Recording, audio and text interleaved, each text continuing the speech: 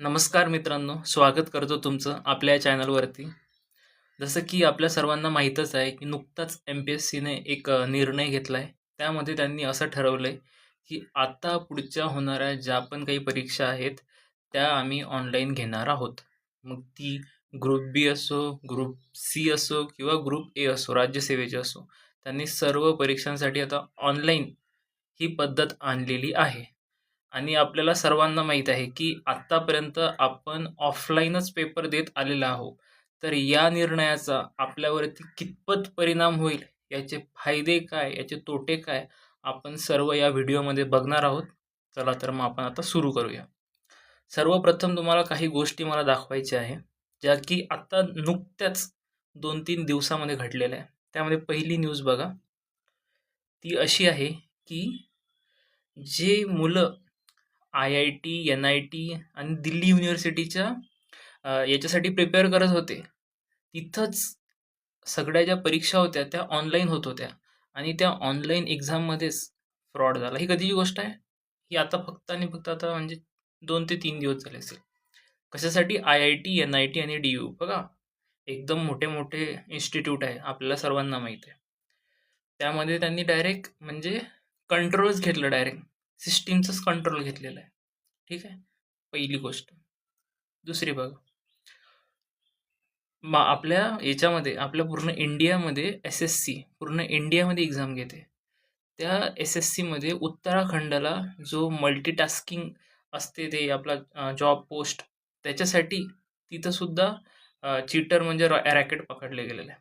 आणि हा नीटचा विषय तर आपल्याला सर्वांना एकदम नीट माहिती आहे. तर त्याच्यावरती मी काही एवढं बोलणार नाही आहे. ठीक आहे. तर हे एकदम 2-3 दिवसाच्याच ह्या गोष्टी आहेत, की ज्यामध्ये ऑनलाईन एक्झाममध्ये कशाप्रकारे म्हणजे गोष्टी घडलेल्या आणि कशाप्रकारे तिथं फ्रॉड झालेले आहे. ठीक आहे. आता आपण सर्वात आधी काय करू, आता आपण एम-पी-एस-सी काय म्हणते ते बघू. ठीक आहे. एम-पी-एस-सीनुसार एम-पी-एस-सीचं काय म्हणणं होतं बघा, आता आपण नोटिफिकेशन वाचू. त्यामध्ये एम-पी-एस-सीने असं ठरवलंय, की आपण कॉम्प्युटर बेस एक्झाम घेणार आहोत. ठीक आहे. Computer base. त्यामध्ये त्यांनी हे कधी काढली होती? 25 जूनला काढली होती आता. त्यांचं असं म्हणणं पडलं, की भरती जी आहे पोरांची, ती आम्ही मोठ्या प्रमाणावर करणार आहोत. त्यामध्ये आतापर्यंत आपण 6,000-7,000 आम्ही पोरं घ्यायचो. आता त्यांचं म्हणणं आहे, की आम्ही अजून जास्त, खूप जास्त मुलं त्यामध्ये वाढवणार आहोत. त्यामध्ये त्यांनी शाळा आणि महाविद्यालयावर आम्हाला अवलंबून राहावं लागते. त्यासाठी आम्हाला केंद्र उपलब्ध होत नाही. त्यासाठी आम्ही असं ठरवलंय, की सी-बी-टी वगैरे आपण सुरू करू. ठीक आहे. मग त्याचा फायदा कसा होईल? त्याचा फायदा म्हणजे जलद निर्णय, प्रश्नपत्रिका सिक्रेट ठेवता येईल, ठीक आहे. आणि डिजिटल सिक्युरिटी पण भेटेल, असं त्यांचं म्हणणं आहे. आणि त्यासाठी त्यांनी एक्झाम्पल पण असं दिलं, की जे एस-एस-सी आहे, आर-आर-बी आहे, कॅट आहे, जे-ई आहे, यू-जी-सी नेट आहे किंवा महाराष्ट्राची सी-ई-टी आहे, हे सर्व परीक्षा ऑनलाईन होतात. यामध्ये काहीच म्हणजे असा वाद नाही आहे, की खरंच या परीक्षा काही इन्स्टिट्यूट आहे, ते खूप चांगल्या पद्धतीने ऑनलाईन पद्धतीने ते पार पाडतात. ठीक आहे. आणि यामध्ये एम-पी-एस-सीने हे पण सांगितलं की तिन्ही गट ब असो, गट क असो किंवा गट अ असो, ठीक आहे. सर्वांसाठी सी-बी-टी घेतल्या जाते. ठीक आहे. आणि दुसरी गोष्ट त्यांनी अजून हे सांगितलं की आम्ही वेगवेगळ्या सत्रांमध्ये परीक्षा घेणार आहोत आणि त्यामध्ये नॉर्मलायझेशन असणार आहे, गुणांचं नॉर्मलायझेशन. ठीक आहे. तर त्यासाठी त्यांनी काय केलं, जे आय-आय-टीचे, बॉम्बेचे जे तज्ञ आहेत, त्यांचं ते मार्गदर्शन घेणार आहेत, असं एम-पी-एस-सीनं सांगितलं. ठीक आहे. आणि ह्या सगळ्या गोष्टी झाल्या. ठीक आहे. आपण आता हे बघितलं. आता हे आपण फायदे बघितले ऑनलाईनमुळे असणारे. ठीक आहे. ह्या सर्व गोष्टी ठीक आहे. हे फायदे बघितले आपण. पण आता जे तोटे आहे ते आपण बघू. जे की एका एम-पी-एस-सीचा जो उमेदवार आहे, जो ॲस्पिरंट आहे, त्याच्यासाठी हे खूप महत्त्वाचं आहे. चला तर आता इथं येऊ आपण. एम-पी-एस-सीचं बरोबर आहे. ठीक आहे. पहिली गोष्ट एक सांगतोय. पहिली क्लिअर करून घेतोय. एम-पी-एस-सीनं त्याच्या पॉइंट ऑफ व्ह्यूनं, एम-पी-एस-सीनं त्यांच्या पॉइंट ऑफ व्ह्यूनं जी गोष्ट मांडलेली आहे, ती एकदम योग्य आहे. त्यांना पण असं वाटत आहे, की अजून आपण म्हणजे गोष्टी इम्प्रूव्ह करायला पाहिजे. नवीन-नवीन प्रयोग करायला पाहिजे, ज्यामुळे लवकर-लवकर गोष्टी होतील. पण याच्यामुळे की नाही थोडासा प्रॉब्लेम झालेला आहे. तर आता आपण तो बघू. याचे तोटे काय असतील? सर्वात पहिले बघा, सर्वात पहिला सर्वात मोठा तोटा आहे, तो म्हणजे नॉर्मलायझेशन. आता तुम्हाला एक गोष्ट सांगतो. एक म्हणजे माझं एका मित्राचं उदाहरण देतो. एकदम हुशार आहे माझा मित्र, एकदम हुशार. म्हणजे त्याला राज्यसेवेला पण 150 प्लस म्हणजे मार्क यायचे, ठीक आहे.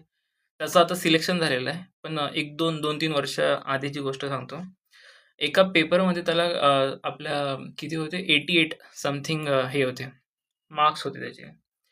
आणि जेव्हा रिझल्ट म्हणजे नॉर्मलायझेशन झालं, तेव्हा त्याचे 88 मार्क तिथंच राहिले, ठीक आहे. चांगला हुशार होता. पण त्याच्या मागे जे पोरं होते ज्यांना की 80 किंवा 81 मार्क्स होते, त्यांचे मार्क्स वाढून डायरेक्ट 93-94 झालेले होते. आणि ते मुलं म्हणजे एवढे पण नव्हते. म्हणजे त्या त्या दिवशी त्यांचा दिवस असेल, हे असेल, ते असेल. ते मुलं सिलेक्ट झाले. पण हा जो मुलगा आहे, हा सिलेक्ट नाही झाला. ठीक आहे. आणि तो तेवढा हुशार असून पण त्याला त्या गोष्टी येत असून पण तो सिलेक्ट नाही झाला. का? कारण की त्याचं जे शिफ्ट होती ती होती ईझी. ईझीमध्ये एक पण मार्क वाढलेला नाही. तर असा प्रॉब्लेम हा नॉर्मलायझेशनमध्ये होऊ शकतो. हा सर्वात पहिला, सर्वात मोठा तोटा आहे आणि हा सर्वांना माहिती आहे. ठीक आहे. हा पहिला तोटा. त्यानंतर एम-पी-एस-सीनं असं म्हटलंय, की आम्ही प्रत्येक शिफ्टसाठी आम्ही वेगवेगळी प्रश्नपत्रिका काढणार आहोत. तर आता समजा एक शिफ्ट झाली. एक शिफ्टसाठी किती असेल 100 प्रश्न असतील. तसे आता किती सारे शिफ्ट होतील. तुम्हाला पण माहिती आहे, की एम-पी-एस-सी देणारे मुलं हे 2.5-3 लाख मुलं असतात आणि प्रत्येक शिफ्टसाठी वेगवेगळी 100-100 प्रश्नांची जी संख्या म्हणजे काढणं म्हणजे एक मोठं अवघड टास्क आहे. एक साधी गोष्ट जर बघितली आता त्यामध्ये, जसं की आपण या तिसऱ्या ह्याच्यामध्ये सांगितलंय, प्रश्न कॅन्सलचं प्रमाण. जो आता आपण मागची जर ग्रुप बी बघितली, मागची ग्रुप बी मेन्स बघू, त्यामध्ये 14 प्रश्न त्यामध्ये बदल झाले. त्यामधले 6 जे झाले ते रद्द झाले आणि 8 मध्ये बदल झाला. तुम्ही सांगा जर आता 300 प्रश्न जर काढले, 300 समजा 300 आपण असंच पकडू, की बाबा इतक्या साऱ्या शिफ्ट होतील समजा 7-8 शिफ्ट होतील, ठीक आहे. समजा 8 कमीत कमी शिफ्ट पकडू. 8 शिफ्ट झाल्या म्हणजे 800 प्रश्न.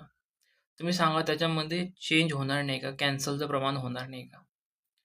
म्हणजे ती गोष्ट अजूनच वाढत जाणार आहे. जर तुम्हाला माझा पॉइंट कळत असेल, जितक्या शिफ्ट जास्त आहे, त्यामध्ये पण प्रश्नांची कुठं ना कुठं त्रुटी येईल आणि त्यामध्ये पण कॅन्सलचं प्रमाण अजून वाढेल.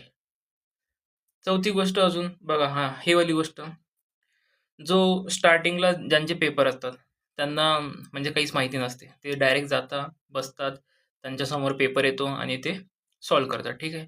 पण जेव्हा तो बाहेर येतो, त्याचा मित्र त्याला विचारतो, "काय भाई कसा होता पेपर? कोणते-कोणते प्रश्न आले तो त्याला प्रश्न सांगतो. आणि आपण ही गोष्ट आपण बघितलेली आहे, की टी-सी-एस असो किंवा आय-बी-पी-एस असो, त्यामध्ये पॅटर्न फॉलो होतो, पॅटर्न फॉलो होतो. जर समजा कधी एखाद्या जर तुम्हाला आठवत असेल मागे खूप साऱ्या तलाठी भरती वगैरे त्याचे पेपर झाले होते. त्या टाईममध्ये काय तर साहित्यावरती प्रश्न विचारत होते, ठीक आहे. तर जो पहिलेवाले जे मुलं गेले आतमध्ये त्यांनी सांगितले, की साहित्य करून जा. साहित्यांच्या पुस्तकांवरती प्रश्न यायला लागले, ठीक आहे. आणि जे बाकीचे मुलं होते त्यांनी साहित्य करून गेले, पुस्तकं पाठ करून गेले. जसं पुढच्या शिफ्टमध्ये प्रश्न आले, त्यांनी लगेच त्याची उत्तरं दिले. म्हणजे याचा अर्थ काय, की ज्यांची शिफ्ट नंतर होते, त्या मुलांना म्हणजे ॲडव्हांटेज भेटतो. आणि जो पहिला मुलगा जो जातोय, त्याची पहिली शिफ्ट असते आणि ती ईझी लेव्हलला जाते. कारण की त्याची हार्डनेस वाढत जाते. तर त्याचा तिचा तोटा झालेला आहे. ही पण एक गोष्ट आहे. ठीक आहे. त्यानंतर बघा, त्यामध्ये तांत्रिक गोंधळ. खूप वेळेस आपण बघितलेलं आहे, की सर्व्हरचा प्रॉब्लेम येतो. कधी कीबोर्ड खराब असते, कधी माऊस खराब असते. एक तर गोष्ट सांगतोय, की एका वेळेस काय झालं, माझ्या साईडला जो मुलगा बसलेला होता, तर चुकून त्याचा जो सी-पी-यू असतो, त्याला त्याचा म्हणजे पाय लागला. कॉम्प्युटर बंद पडला. अचानकच तो एकदम गोंधळलेल्या परिस्थितीत चालला गेला. म्हणजे आणि त्यानंतर सुरू व्हायलाच अजून म्हणजे 5-10 मिनिटं झाले त्या गोष्टी सुरू झाल्यानंतर. पण त्याचा जो इम्पॅक्ट त्याच्या माइंडवरती पडलाय, त्याचा जो म्हणजे काहीतरी त्याचा मानसिक गोंधळ झालेला आहे. तो कशामुळे झालेला आहे? तांत्रिक गोंधळामुळे. ठीक आहे. म्हणजे हा पण एक इम्पॅक्ट पडणार आहे. ही पण गोष्ट आपण लक्षात घ्यायला पाहिजे. दुसरी अजून एक गोष्ट, की टी-सी-एस आणि आय-बी-पी-एसला असं म्हटल्या जाते. आपल्याला अजून माहिती नाही आहे आपण याबद्दल. अजून साशंक्य नाही आहे. कारण की एम-पी-एस-सीनं असं आपल्याला काहीच सांगितलेलं नाही आहे, की टी-सी-एस घेणार आहे, आय-बी-पी-एस घेणार आहे, कोण घेणार आहे. समजा आपण असं म्हणू, की समजा दिलं गेलं समजा. टी-सी-एसला समजा दिलं गेलं, तर आपल्याला माहिती आहे, की टी-सी-एसवाले पेपर जे आहे ते ईझी लेव्हलला काढतात. त्यापैकी मुलांना जे मॅथ्स असते, मॅथ्सला 25 पैकी 25 गुण येतात. तेच IBPSला आपण बघितलं थोडं अवघड जाते. पण TCSला जर दिलं, तर यामध्ये काय होते सोपे जर प्रश्न काढले तर जे हुशार मुलं असतात, त्यांचं नुकसान होते त्यामध्ये. सिंपल आहे. ही पण एक गोष्ट आहे त्यामध्ये. त्यानंतर दुसरी गोष्ट एम-पी-एस-सीला असं म्हणायचं होतं, की आम्ही ऑनलाईन प्रोसेस यासाठी घेतोय, की सर्व गोष्टी लवकरात लवकर होतील. निकाल आम्ही लवकरात लवकर लावू. पण जर तुम्हाला माहीत असेल, हा जो 2026चा राज्यसेवेचा जो रिझल्ट लावलाय, त्यामध्ये एम-पी-एस-सीनं स्वतःचंच रेकॉर्ड तोडलेलं आहे. आणि रेकॉर्ड म्हणजे इतकं अतिशय उत्तमरित्या त्यांनी 22 दिवसाच्या आत त्यांनी म्हणजे पूर्ण म्हणजे ज्या प्रकारे यू-पी-एस-सी लवकरात लवकर 20 दिवसात रिझल्ट लावते, सेम त्याच प्रकारे एम-पी-एस-सीने सुद्धा 22 दिवसात निकाल लावलाय. खरं तर हे एकदम कौतुकास्पद आहे. म्हणजे ही गोष्ट खूपच चांगली आहे. म्हणजे एम-पी-एस-सी ऑफलाईन असून सुद्धा जर अशा गोष्टी करू शकते, तर ऑनलाईनची काय गरज? हा पण एक प्रश्न इथं निर्माण होतो. ठीक आहे. त्यानंतर दुसरी गोष्ट की आपण बघितलं असेल मागच्या वेळेस की नाही अ, आपले नगर परिषदचे पेपर झाले होते.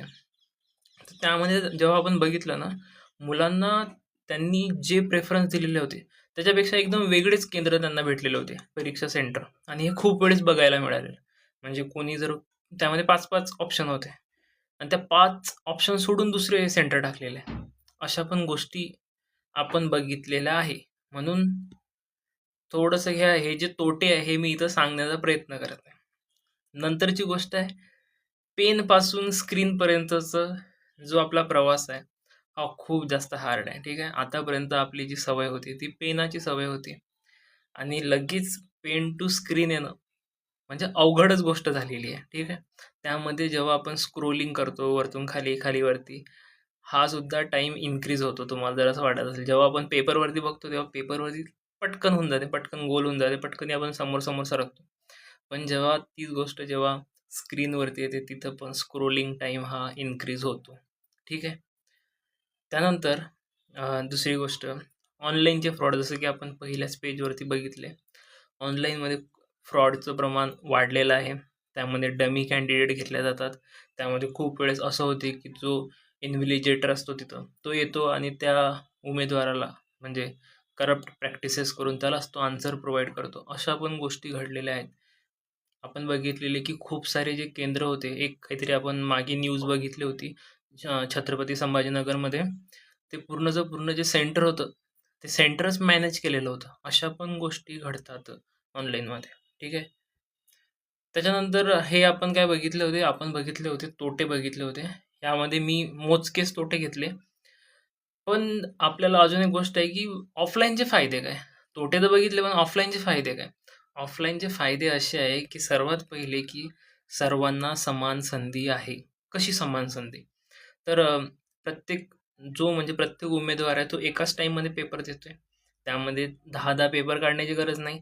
सर्वांना पेपर सारखा असतो. सोपा असेल तर सर्वांसाठी सोपा, अवघड असेल सर्वांसाठी अवघड. जो हुशार मुलगा आहे, जो चांगला अभ्यास करतो, त्याला इथं फायदा होतो. जो अभ्यासू व्यक्तिमत्व आहे, त्याचा अभ्यासाच्या लेव्हलनुसारच त्याला मार्क भेटतात. म्हणून इथं जी आहे ऑफलाईनचा फायदा हा आहे सर्वात प्रथम, की इथं इक्वॅलिटी, इथं सर्वांना समान संधी मिळते. दुसरी गोष्ट, इथं तांत्रिक अडचणी काहीच नाही आहे. सिस्टम काही हँग होत नाही आहे. इंटरनेट सॉफ्टवेअरचा काही प्रॉब्लेम नाही आहे. माऊस कीबोर्डचा पण प्रॉब्लेम नाही आहे. ठीक आहे.